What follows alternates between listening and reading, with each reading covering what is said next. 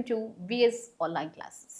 So ఇవాళ current అఫైర్స్లో ఇంకొన్ని కరెంట్ అఫైర్స్ ఈ రోజుకున్నవి చూద్దాం. ఓకేనా? ఒక్కసారి చూడండి. అంతర్జాతీయ సహకార దినోత్సవం నాడు బీహార్లో 800 కోట్లకు పైగా విలువైన అభివృద్ధి ప్రాజెక్టులు, ఏవైతే డెవలప్మెంటల్ ప్రాజెక్ట్స్ అలాగే వెల్ఫేర్ స్కీమ్స్ ఏవైతే ఉంటాయో అవి హోంమంత్రి అమిత్ షా ప్రారంభించారనమాట. సో ఆయన స్టార్ట్ చేశారు. సహకార రంగ అభివృద్ధికి మొత్తంగా 111 కోట్లు, సహకార రంగ అభివృద్ధికి 111 కోట్లు కేటాయించారు.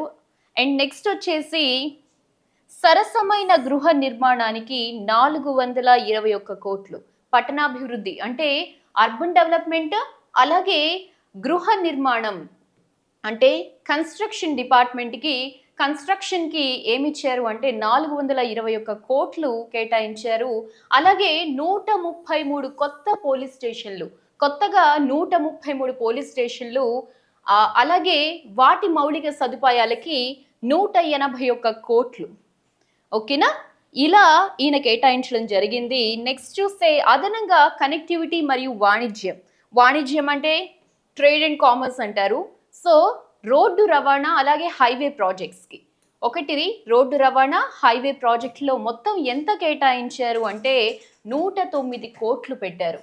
సో మీకు ఇలా క్వశ్చన్స్ రావచ్చు, కొత్తగా ఎన్ని పోలీస్ స్టేషన్లకు 181 కోట్లు కేటాయించారు, ఎవరు కేటాయించారంటే అమిత్ షా గారు కేటాయించారు. ఎన్ని కొత్త పోలీస్ స్టేషన్లు అంటే 133 కొత్త పోలీస్ స్టేషన్లు అనమాట. సో హోంమంత్రి అమిత్ షా మహారాజ్ అగ్రసేన్ విగ్రహం మరియు ఇతర కార్యక్రమాల్ని ఆవిష్కరించారు. సో ఎక్కడ ఆవిష్కరించారు అంటే హర్యానాలోని హిజ్జార్లో ఆవిష్కరించారు. హర్యానాలోని హిజ్జార్లో ఈయన మహారాజా అగ్రసేన్ విగ్రహాన్ని ఆవిష్కరించారనమాట. ఇక్కడే ఆయన ఐసీయూ సౌకర్యాన్ని కూడా ప్రారంభించారు. అలాగే పీజీ హాస్టల్కు ముఖ్యమంత్రి నయాబ్ సింగ్ సైనితో కలిసి శంకుస్థాపన చేశారు. సో ఎవరు ఈ పర్టికులర్ హర్యానా ముఖ్యమంత్రి అని అడగచ్చు, నయాబ్ సింగ్ సైని. హర్యానా ముఖ్యమంత్రి ఎవరు అంటే నయాబ్ సింగ్ సైని అనమాట. ఆయనతో కలిసి శంకుస్థాపన చేశారు. ఇక హర్యానా చారిత్రక సహకారాలను, మహారాజ్ అగ్రసేన్ ఆర్థిక సహకార నమూనాను మరియు ప్రధానమంత్రి మోడీ అభివృద్ధి విధానాలను గురించి ఆయన ప్రశంసించారని ఇచ్చారు. ముఖ్యంగా మీకు ఎగ్జామ్ పర్స్పెక్టివ్లో కేంద్ర హోంమంత్రి అమిత్ షా గారు ఎక్కడ మహారాజ్ అగ్రసేన్ విగ్రహాన్ని ఆవిష్కరించారని అడగచ్చు. ఎక్కడ అంటే హర్యానాలోని హిజ్జార్లో. ఓకేనా? ఏ రోజున అంటే మార్చి 31, 2025. ఓకేనా? నెక్స్ట్ ఒక్కసారి చూడండి. నైనీ సరస్సు నీటి మట్టాలు క్షీణిస్తున్న పరిస్థితిని ఎదుర్కొంటోంది ప్రస్తుతం. ఇక్కడ చూస్తే నైనిటాల్కు కీలకమైన నీటి వనరు అయిన నైనీ సరస్సు నీటి మట్టాలు కనిష్ట స్థాయి 4.7 అడుగులకు చేరుకుంది. ఇది తాగునీటి కొరత గురించి ఆందోళనలను రేకెత్తిస్తోంది. అందుకనే ఇది ప్రస్తుతం న్యూస్లో ఉంది. ఈ సరస్సు పట్టణం యొక్క నీటి డిమాండ్ 76%, అంటే చుట్టుపక్కల ప్రాంతాలకి 76% వరకు ఇది నీటిని అందిస్తూ ఉంటుంది. అయితే లేటెస్ట్గా మనకి వర్షపాతం తగ్గడం కానీ, హిమపాతం తగ్గడం కానీ, లేదా ప్రణాళిక లేని అభివృద్ధి మరియు కాలుష్యం వంటి అంశాల పరిస్థితి, ఇలాంటి పరిస్థితులు ఉండడం వల్ల ఈ పర్టికులర్ సిచ్యువేషన్ అనేది మరింత దిగజారింది అంటూ చెప్తూ ఉన్నారు. సో ఈ మనకి ఇక్కడ ఎగ్జామ్ పర్స్పెక్టివ్లో కనిష్ట స్థాయి ఎన్ని అడుగులకు చేరుకుంది అంటే 4.7 అడుగులకు. అలాగే ఎంత శాతం మందికి ఇది వాటర్ అనేది నీడ్స్ని ఫుల్ఫిల్ చేస్తుంది, నీటి అవసరాలను ఫుల్ఫిల్ చేస్తుంది అంటే 76% మందికి వాళ్ళ నీటి అవసరాలను ఫుల్ఫిల్ చేస్తుంది అనమాట. ఓకేనా? నెక్స్ట్ చూడండి. ఇక్కడ చూస్తే భారతీయ రిజర్వ్ బ్యాంక్ 90వ వార్షికోత్సవం. సో రిజర్వ్ బ్యాంక్కి సంబంధించి 90వ వార్షికోత్సవం జరుగుతోంది. భారతదేశ ఆర్థిక చరిత్రలో ఇదొక మైలురాయిగా, కీలక మైలురాయిగా భావిస్తూ ఉంటారు. రిజర్వ్ బ్యాంక్ ఆఫ్ ఇండియా అంటే లైక్ 2025కి 90వ వార్షికోత్సవాన్ని జరుపుకుంటుంది. యాక్చువల్లీ ఇది స్టార్ట్ అయింది ఎప్పుడు అంటే April 1, 1935న ఆర్బీఐ చట్టం. ఓకేనా? అలాగే 1934 కింద స్థాపించబడిన దీనిని 1949లో జాతీయం చేశారు. మొత్తానికి 1991 తర్వాత ఆర్థిక సరళీకరణ, అలాగే డిజిటల్ చెల్లింపులు, ఆర్థిక చేరికలో ఇటీవలి పురోగతులు, ఏవైతే లేటెస్ట్గా డెవలప్మెంట్స్ ఉన్నాయో ముఖ్యమైన మైలురాళ్లలో ఉన్నాయి. సో 1991 వరకు ఒక ఫేజ్ ఆర్బీఐకి సంబంధించి, ఆ తర్వాత వచ్చిన లేటెస్ట్ డెవలప్మెంట్స్ నెక్స్ట్ ఫేజ్గా మనం జనరల్గా కన్సిడర్ చేస్తాము. దీనికి సంబంధించి ఆర్బీఐ మొదటి గవర్నర్ ఎవరని అడగచ్చు, sir Osborne Smith. Sir Osborne Smith, ఓకేనా. అలాగే ఇంక చూడండి అమ్మా, భారతీయ రిజర్వ్ బ్యాంక్ 90వ వార్షికోత్సవం భారతదేశ ఆర్థిక చరిత్రలో మైలురాయి అంటున్నారు. సో ఇటీవల భారతీయ రిజర్వ్ బ్యాంక్ 90వ వార్షికోత్సవాన్ని ఇప్పుడు జరుపుకుంటూ ఉంది. ఇది 9 దశాబ్దాల ఆర్థిక పాలన మరియు ద్రవ్య విధాన నియంత్రణకు గుర్తుగా ఉంటుంది అని ఇచ్చారు. సో ఇక్కడ చూస్తే మనకి అసలు ఆర్బీఐ ఎప్పుడు ఫామ్ అయింది అంటే ఏప్రిల్ 1, 1935, ఏప్రిల్ 1, 1935న ఆర్బీఐ చట్టం 1934 కింద స్థాపించబడిన దీనిని 1949లో జాతీయం చేశారు. సో ఆ తర్వాత 1991లో ఆర్థిక సరళీకరణ మరియు డిజిటల్ చెల్లింపులు, అలాగే ఆర్థిక చేరికలో ఇటీవలి పురోగతులు, అంటే లేటెస్ట్గా తీసుకున్న ఏవైతే డెవలప్మెంటల్ మెజర్స్ ఉన్నాయో వాటి వల్ల ఆర్బీఐ మరింతగా ప్రాముఖ్యతను సంతరించుకుంది. సో మొదటి గవర్నర్ ఎవరు అంటే సర్ ఓస్బోర్న్ స్మిత్. సో ఆర్బీఐకి సంబంధించి మొదటి గవర్నర్ ఎవరైనా అడగచ్చు, సర్ ఓస్బోర్న్ స్మిత్. అలాగే ఇటీవల ఎన్నో వార్షికోత్సవం జరుపుకుందని అడగచ్చు, అది 90వ వార్షికోత్సవం జరుపుకుంది. అలాగే ఏ చట్టం అంటే 1935న ఆర్బీఐ చట్టం, ఓకేనా. అలాగే ఎప్పుడు జాతీయం చేశారంటే 1949 అని గుర్తుపెట్టుకోవాలి. అలాగే ఆర్థిక సరళీకరణకు సంబంధించి ఏ సంవత్సరం అంటే 1991 అని గుర్తుపెట్టుకోవాలి. నెక్స్ట్, భారతదేశ జిఎస్టి వసూళ్లు మార్చి 2025 సంవత్సరానికి 9.9% పెరిగి 1.96 లక్షల కోట్లకు చేరుకుంది. సో భారతదేశం జిఎస్టి అనేది మనం ఇంట్రడ్యూస్ చేసుకున్నాము. సో మార్చి 2025లో సంవత్సరానికి ఎంత పెరిగింది అంటే 9.9% పెరిగిందనమాట. సో భారతదేశ జిఎస్టి వసూళ్లు మార్చి 2025 సంవత్సరానికి 9.9% పెరిగింది. ఆ తర్వాత 1.96 లక్షల కోట్లకు చేరుకుంది. సో ఈ విభజనలో ఒకటి సెంట్రల్ జిఎస్టి అంటాము, అలాగే స్టేట్ జిఎస్టి అంటాము, సిజిఎస్టి, ఎస్జిఎస్టి, అలాగే ఐజిఎస్టి అని ఉంటాయి. సో జిఎస్టి సెజ్ ఇంకొకటి ఉంది. సో సిజిఎస్టి ఎంత ఉంది అంటే 38,100 crores, అంటే 38,100 కోట్లు. అలాగే ఎస్జిఎస్టి అంటే 49,900 కోట్లు.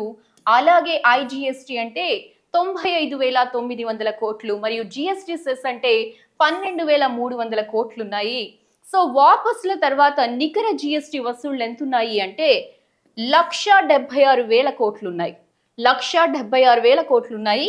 మొత్తానికి జిఎస్టి ఆదాయం ఎంత ఉంది అంటే 22.08 లక్షల కోట్లుగా ఉంది. సో ఎంత వృద్ధిని తాకింది అంటే 9.4% YoY, ఓకేనా. సో ఆ వృద్ధిని తాకింది. మొత్తానికి ఇది ప్రభుత్వ 11% జిఎస్టి ఆదాయ అంచనాకు అనుగుణంగా ఉంది, ఓకేనా. ఎంత పెరిగింది అంటే 9.9%. జిఎస్టి వసూళ్లు ఎంత పెరిగాయి అంటే 9.9% పెరిగాయి. ఎన్ని లక్షల కోట్లకు చేరుకుంది అంటే 1.96 లక్షల కోట్లకని గుర్తుపెట్టుకోవాలి. 1.96 లక్షల కోట్లకు చేరుకుంది అని చెప్పేసి గుర్తుపెట్టుకోవాలి. నెక్స్ట్, సో భారతదేశం యొక్క 6.5% అభివృద్ధి చెందుతున్న G20 దేశాలలో అత్యధికం అంటూ మూడీస్ రిపోర్ట్ అనేది చెప్పింది. సో మూడీస్ రేటింగ్స్ 2025-2026 ఆర్థిక సంవత్సరానికి భారతదేశ జీడిపి వృద్ధిని 6.5%గా అంచనా వేసింది.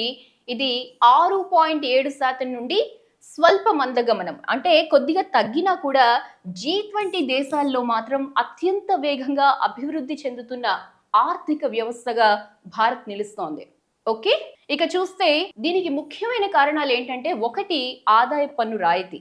సో అది ఏం చేశారు, 7 లక్షల నుంచి దాదాపుగా 12 లక్షలకు పెంచారు.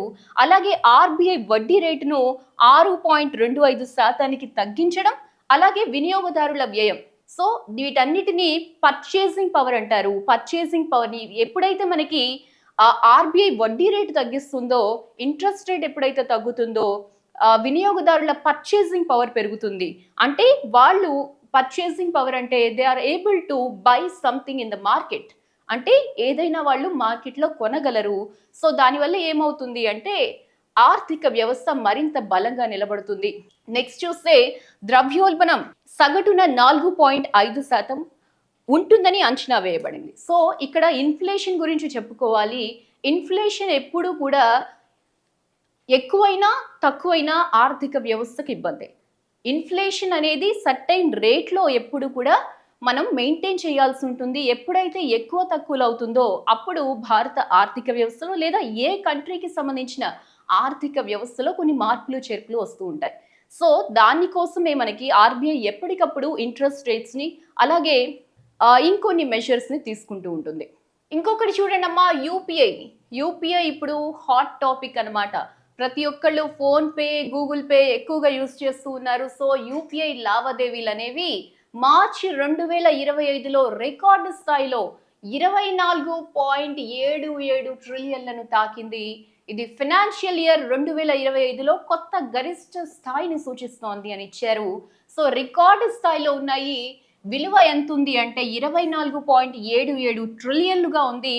అలాగే వాల్యూమ్ ఎంత ఉంది అంటే 19.78 బిలియన్లకు చేరుకుంది. అంటే దాదాపుగా 19.78 బిలియన్ల మంది ఈ యూపీఐని వాడుతూ ఉన్నారని మనం అర్థం చేసుకోవాల్సి ఉంటుంది. ఇక్కడ చూస్తే ఫిబ్రవరి నుండి విలువలో 13% పెరుగుదల మరియు వాల్యూమ్లో 14% పెరుగుదలను సూచిస్తుంది.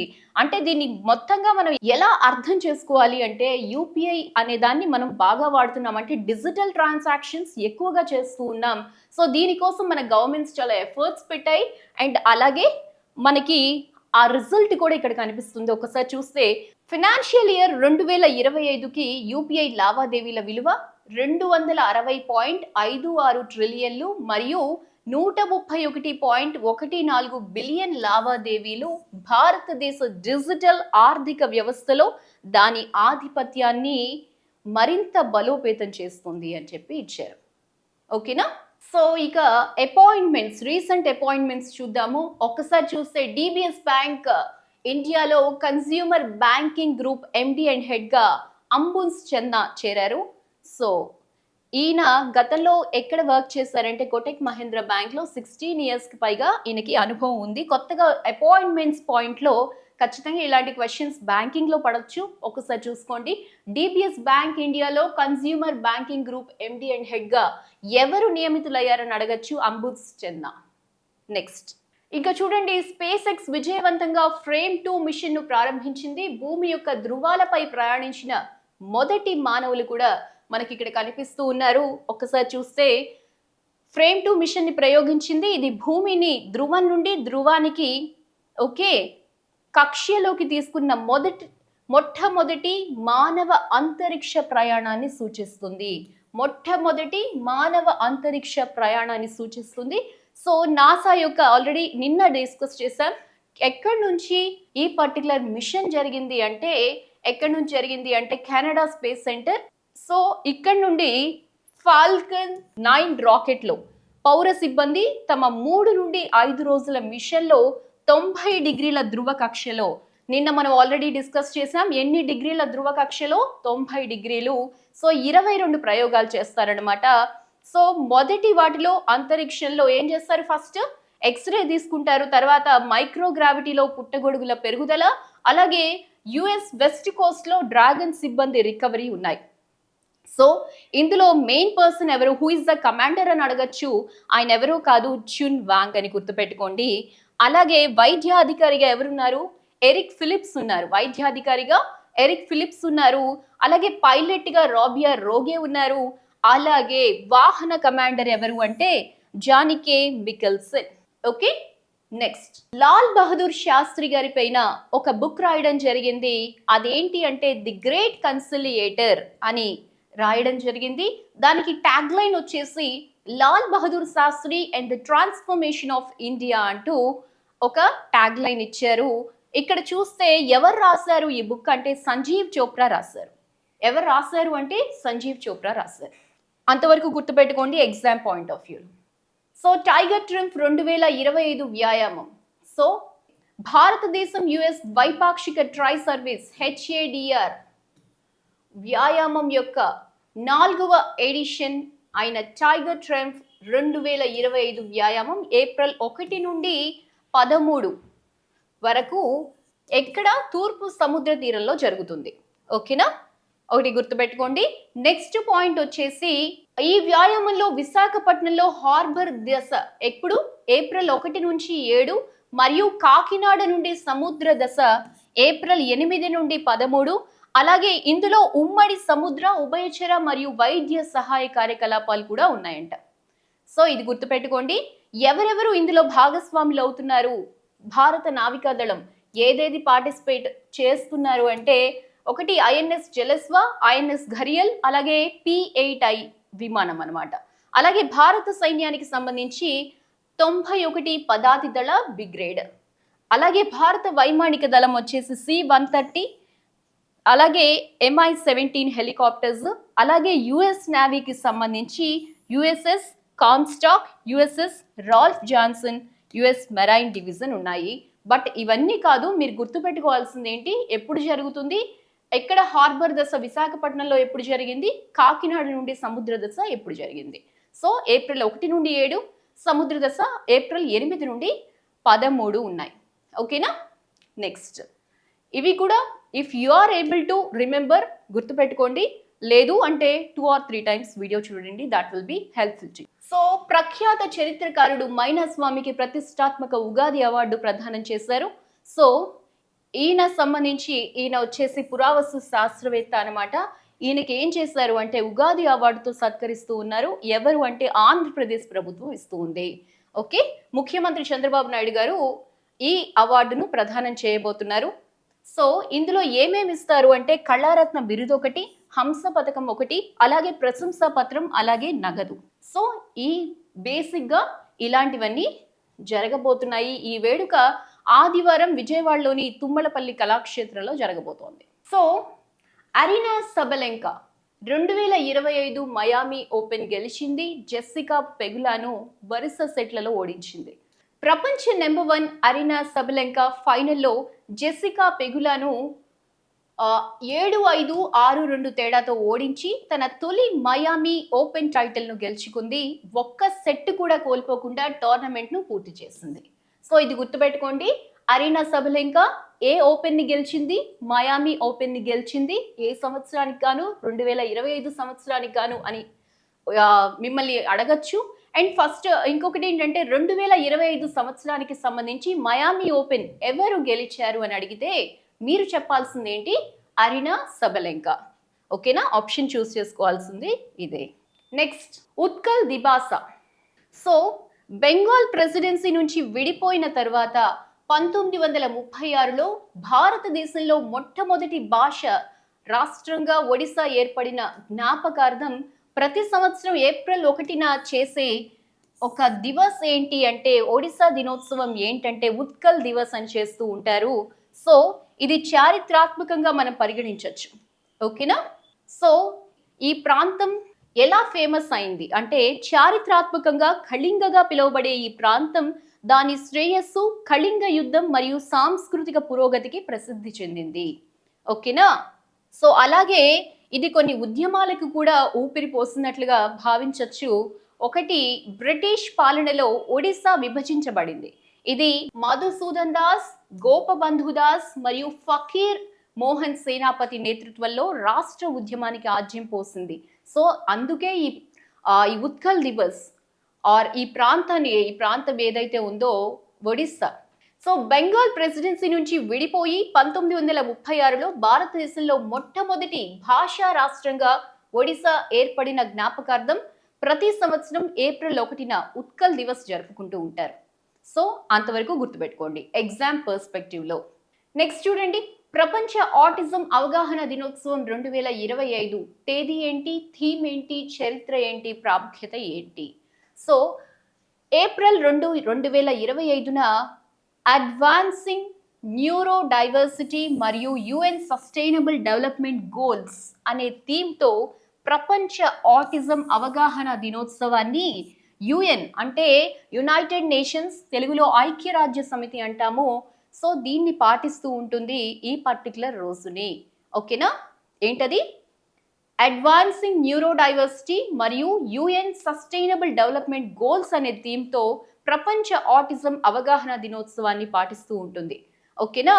ఇన్స్టిట్యూట్ ఆఫ్ న్యూరో డైవర్సిటీ అలాగే UN department of global communications నిర్వహించిన ఈ కార్యక్రమం ఆటిస్టిక్ వ్యక్తులకు మద్దతు ఇవ్వడంలో మరియు ఎస్డిజిలకు దోహదపడడంలో సమ్మిళిత విధానాల పాత్రను హైలైట్ చేస్తుంది. ఓకే, నెక్స్ట్ ఇక అహ్మదాబాద్లోని ప్రసిద్ధ సౌదాగరి బ్లాక్ ప్రింట్కు జిఐ ట్యాగ్ లభించింది. ఒక్కసారి చూస్తే అహ్మదాబాద్లోని జమాల్పూర్కు చెందిన సాంప్రదాయ చేతి పనులైన సౌదాగరి బ్లాక్ ప్రింట్కు భౌగోళిక సూచిక జిఐ ట్యాగ్ లభించింది. సో ఎక్కడ అంటే అహ్మదాబాద్, అలాగే అహ్మదాబాద్లో ఏ పర్టికులర్ ఏరియా అంటే జమాల్పూర్, అలాగే ఇక్కడ ఏ బ్లాక్ ప్రింట్ అంటే సౌదాగిరి బ్లాక్ ప్రింట్. సో దీనికి ఏమొచ్చింది అంటే జిఐ ట్యాగ్ వచ్చింది. సో ఇది వరకు గుర్తుపెట్టుకోండి. That will be useful to your competitive exams. So భారతీయ సంస్కృతి మరియు వారసత్వాన్ని ప్రతిబింబించేలా ఉత్తరాఖండ్ ప్రభుత్వం 15 ప్రదేశాల పేరు మార్చింది. సో ఒకటి, ఉత్తరాఖండ్ ముఖ్యమంత్రి ఎవరు అంటే పుష్కర్ సింగ్ ధామి, గుర్తుపెట్టుకోండి. అలాగే ఎందుకు ఈ నేమ్స్ మార్చడం జరిగింది అంటే హిస్టారికల్గా ఎవరైతే వ్యక్తులు ఉన్నారో, మన దేశానికి సేవ చేసిన వాళ్ళు ఉన్నారో, సో వాళ్ళని గుర్తు చేసుకుంటూ, వాళ్ళు అచీవ్మెంట్స్ని గుర్తు చేసుకుంటూ కొన్ని పేర్లు మార్చడం జరిగింది. ఎన్ని పేర్లు మార్చారు, ఎన్ని ప్రదేశాల పేర్లు మార్చారంటే 15 ప్రదేశాల పేర్లు మార్చారు. సో ఆ లిస్ట్ ఒక్కసారి చూద్దాం. ఇక్కడ చూడండి, హరిద్వార్లో దాదాపుగా 8 ప్రాంతాల పేర్లు మార్చారు. వెరీ ఇంపార్టెంట్, మీకు నెక్స్ట్ వచ్చే ఎగ్జామ్స్లో ఇదే ప్రైమ్ క్వశ్చన్ రాకపోతుంది అన్నది మా ఎగ్జామ్షన్. ఒక్కసారి చూసుకోండి. Renamed places in Haridwar district. ఒకటి ఔరంగజేబ్పూర్, దాన్ని ఏమని మార్చారు అంటే శివాజీ నగర్ అని మార్చారు. గజీవలి ఆర్యానగర్, చంద్పూర్ జ్యోతిబా పూలే నగర్, అలాగే మహమ్మద్పూర్ జట్, మోహన్పూర్ జట్, అలాగే ఖాన్పూర్ కుస్లీ, అంబేద్కర్ నగర్, ఇంద్రీష్పూర్, నంద్పూర్, అలాగే ఖాన్పూర్ అంటే శ్రీకృష్ణపూర్, అలాగే అక్బర్పూర్, ఫజల్పూర్, విజయనగర్. సో ఇలా నేమ్స్ అన్ని మార్చడం జరిగింది. ఇక నెక్స్ట్ చూస్తే renamed places in Dehradun district. So డెహ్రాడూన్లో ఏమేమి రీనేమ్ చేశారో ఒకసారి చూడండి. మియాన్ వాలాని రామ్జీ వాలాగా మార్చారు. పీర్వాలా, కేసరి నగర్, అలాగే చంద్పూర్ కుడ్ పృథ్వీరాజ్ నగర్, అలాగే అహ్మదుల్లా నగర్ వచ్చేసి దక్ష్ నగర్గా మారింది. నెక్స్ట్ చూస్తే నైనిటల్ డిస్ట్రిక్ట్లో కొన్ని ప్లేసెస్ మార్చారు. అవి 2 ఏవేంటి అంటే నవాబీ రోడ్ ని ఏం చేశారు అంటే అటల్ మార్గ్, అలాగే పంచకీటు ITI road Marg, Guru Golwalkar. Next చూస్తే renamed places in Udham Singh Nagar డిస్ట్రిక్ట్లో ఏమేమి ఉన్నాయంటే సుల్తాన్పూర్ పట్టి మున్సిపల్ కౌన్సిల్ని కౌశల్యాపురిగా మార్చారు. Okay, next. సో జార్ఖండ్లో సర్హుల్ పండుగ జరిగింది. సో ఇక్కడ ఆదివాసీ వర్గాలు జరుపుకునే సర్హుల్ పండుగ వసంతకాలం రాక మరియు నూతన సంవత్సర ప్రారంభాన్ని సూచిస్తుంది. సో ఇది ఎప్పుడు చేసుకున్నారు అంటే ఏప్రిల్ 1, 2025న నిర్వహించుకున్నారు. సో గ్రామ దేవత అయిన సర్ణ అమ్మ నివాసంగా గౌరవింపబడే సాల్ చెట్టును గౌరవిస్తుంది. సో ఈ పండుగ సూర్యుడు మరియు భూమి యొక్క కలయికను సూచిస్తుంది. ఇది జీవితానికి అవసరమైన మరియు లోతైన ఏవైతే కల్చరల్, అలాగే ఎన్విరాన్మెంటల్గా, అలాగే పొలిటికల్ ఇంపార్టెన్స్ ఉన్న ఫెస్టివల్ ఇది. ముఖ్యంగా ఆదివాసీ గుర్తింపు మరియు హక్కులను నొక్కి చెప్తుంది. సో ట్రైబల్స్కి వాళ్ళకి కావాల్సిన గుర్తింపు గురించి చెప్తూ ఉంటుంది. సో ఎక్కడ చేసుకున్నారంటే చోటా నాగ్పూర్. ఏ స్టేట్కి సంబంధించిందంటే జార్ఖండ్. ఓకేనా? ఏ ట్రీ బాగా ఫేమస్ అంటే సాల్ చెట్టు. అలాగే ఈమె ఎవరు అంటే గ్రామ దేవత. నెక్స్ట్ చూడండి, స్టేట్ ఫెస్టివల్స్ చూస్తే గుజరాత్లో మొధిరా డ్యాన్స్ ఫెస్టివల్ అనేది ఇంపార్టెంట్. అలాగే నెక్స్ట్ వచ్చేసి సప్తక్ మ్యూజిక్ ఫెస్టివల్ అని జరుగుతుంది. కైట్ ఫెస్టివల్ కూడా గుజరాత్లో ఇంపార్టెంట్. హోలీ, అలాగే నవరాత్రి. స్టేట్కి సంబంధించిన ముఖ్యమైన ఫెస్టివల్స్ గురించి కొన్ని చెప్పుకుంటున్నాం. సో ఇవాళ 1 or 2 states we shall discuss about. కుదిరితే మొత్తం చెప్పుకుందాం. ఒకసారి చూడండి, గుజరాత్ మొధేరా డాన్స్ ఫెస్టివల్, అలాగే Saptak music festival, kite festival, Holi, Navratri. అలాగే హర్యానా చూసుకుంటే బైసాఖి ఫెస్టివల్, అలాగే సూరజ్ కుండ్ క్రాఫ్ట్ మేళా అన్నమాట. సో ఈ రెండు చూసుకోండి, ఒక్కసారి ఈ పాయింట్స్ని రివైజ్ చేసుకోండి. Gujarat Modhera dance festival, Saptak music festival, kite festival, Holi, Navratri. అలాగే హర్యానాలో బైసాఖి ఫెస్టివల్, సూరజ్ కుండ్ క్రాఫ్ట్ మేళా. ఆ 2 పాయింట్స్ గుర్తుపెట్టుకోండి. నెక్స్ట్ క్లాస్లో మరిన్ని స్టేట్ ఫెస్టివల్స్ మీకు నెమ్మదిగా we keep on make you practice.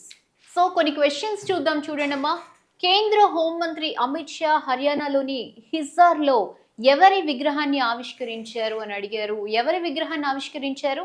మహారాజా అగ్రసేన్. అలాగే నెక్స్ట్ చూడండి, నైనిటాల్కు కీలకమైన నీటి వనరు అయిన నైని సరస్సు నీటి మట్టాల కనిష్ట స్థాయి ఎక్కడికి చేరుకుంది? 4.7 అడుగులకు చేరుకుంది. నెక్స్ట్ చూస్తే 1934 నుంచి 1934 కింద స్థాపించబడిన రిజర్వ్ బ్యాంక్ ఆఫ్ ఇండియా ఆర్బిఐను ఏ సంవత్సరంలో జాతీయం చేశారని అడిగారు. ఏ సంవత్సరంలో జాతీయం చేశారంటే 1949, దట్ ఈజ్ 1949లో జాతీయం చేశారు. సో నెక్స్ట్ చూడండి, స్పేస్ ఎక్స్ విజయవంతంగా ఏ మిషన్ను ప్రారంభించింది అంటే ఫ్రేమ్ 2 మిషన్ని ప్రారంభించింది. ఏ మిషన్?